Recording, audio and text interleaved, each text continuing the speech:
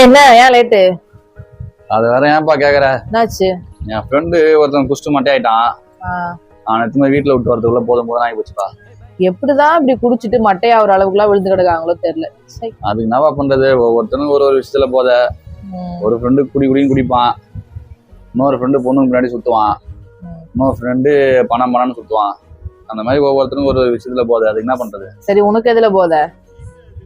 எனக்கா, நானும் நல்லா குடிக்கணும், பொண்ணு பின்னாடி சுத்தணும், நிறைய பணம் சம்பாதிக்கணும் அப்படின்னு தான் போதையா இருந்தேன்.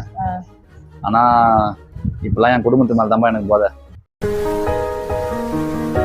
உன்னை நல்லா பாத்துக்கணும், என் பிள்ளைங்களை நல்லா பாத்துக்கணும், எங்க அம்மா அப்பாவை நல்லா பாத்துக்கணும் தான்ப்பா போதையா இருக்கு.